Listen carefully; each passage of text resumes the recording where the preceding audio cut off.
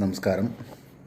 നമ്മളിന്ന് പ്രധാനമായിട്ട് ഈ ഒരു നിങ്ങൾ ഈ കാണുന്ന ഒരു വീഡിയോ ഇല്ലേ, ഇതെന്ന് പറയുന്നത് ഒരു ഫൈബർ സിമെൻറ്റ് ബോർഡ് വെച്ച് നമ്മൾ ചെയ്തൊരു വീടാണ്. അപ്പോൾ ഇതിനകത്ത് നമ്മൾ സ്ക്വയർ ട്യൂബ് വെച്ച് വെൽഡ് ചെയ്തിട്ട് രണ്ട് സൈഡിൽ ഫൈബർ സിമെൻറ്റ് ബോർഡ് കഴിഞ്ഞൊരു വീഡിയോ ചെയ്തായിരുന്നു. ഇപ്പം അതല്ല, ഇതിനകത്തെന്ന് പറഞ്ഞു കഴിഞ്ഞാൽ നമ്മളൊരു വീട് ചെയ്യുമ്പം നമുക്കിതിനകത്ത് രണ്ട് രീതി ചെയ്യാം. ഇതൊന്ന് 2 ഇഞ്ചിൻ്റെ പാനൽസ് ഉണ്ട് എന്ന് പറഞ്ഞു കഴിഞ്ഞാൽ അകത്ത് തെർമോക്കോളിൻ്റെ ചെറിയ മിക്സഡ് ആയിട്ടുള്ള ഇതിനകത്ത് സിമെൻറ്റും തെർമോക്കോളും ഒഴിച്ചിട്ട് ഒരു പാനൽ പോലെ ചെയ്തിരിക്കുകയാണിത്.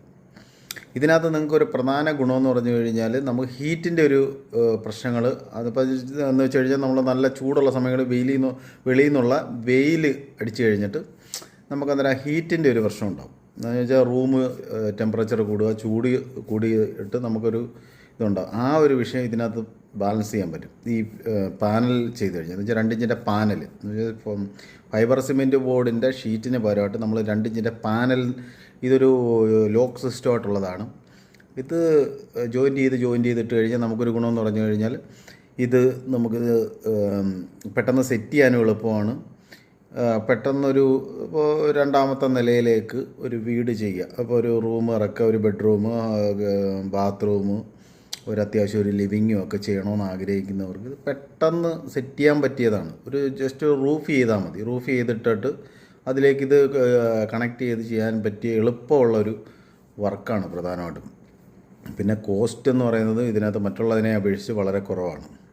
ഇപ്പോൾ കട്ട കെട്ടി അതിൻ്റെ അത്ര സമയം എടുക്കത്തില്ല. പിന്നെ ഇതിനകത്ത് പറഞ്ഞാൽ വിൻഡോസൊക്കെ എന്ന് പറയുമ്പോഴത്തേക്ക് സ്റ്റീലിൻ്റെ വിൻഡോസ് കിട്ടും. സ്റ്റീൽ ഡോറുകൾ ഇഷ്ടംപോലെ അവൈലബിൾ ആണ്. അതുകൊണ്ട് അങ്ങനെ ഒരു ഇതും പാടില്ല. പിന്നെ ഒരു ജിപ്സം സീലിങ്ങും ചെയ്ത് കുറച്ച് എന്താ പറയുക, പ്ലെയിനായിട്ടൊരു ജിപ്സം സീലിംഗ് ചെയ്തിട്ടൊരു പ്രൊഫൈൽ ലൈറ്റും ഒക്കെ കൊടുത്ത് സെറ്റ് ചെയ്താൽ തന്നെ ആ ബെഡ്റൂം അടിപൊളിയായിട്ട് സെറ്റായിട്ട് മാറും എന്നുള്ളതാണ്.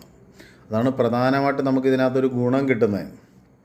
ഇപ്പം ഇങ്ങനെയുള്ള ഒരു വർക്ക് ഇപ്പോൾ ചിലർക്കൊക്കെ ബഡ്ജറ്റ് കുറവാണ്, ഇപ്പോൾ വീട് 2ാമത്തെ നിലയിലേക്ക് സെറ്റ് ചെയ്യണമെന്നൊക്കെ ഉള്ളവർക്കും അങ്ങനെയുള്ളവർക്കും ഇത് നല്ലതാണ്. അതുപോലെ തന്നെ ഇപ്പോൾ താഴേന്ന് തന്നെ ഒരു വീട് ചെയ്യുന്നവർക്കും ഇത് നല്ലതാണ്. ഇപ്പം ബഡ്ജറ്റ് കുറച്ചൊരു നില വെക്കണമെന്ന് വെച്ചാൽ നമുക്ക് അതിൻ്റേതായ മോഡൽ ഇത് സെറ്റ് ചെയ്തെടുക്കാൻ പറ്റും എന്നുള്ളതാണ്.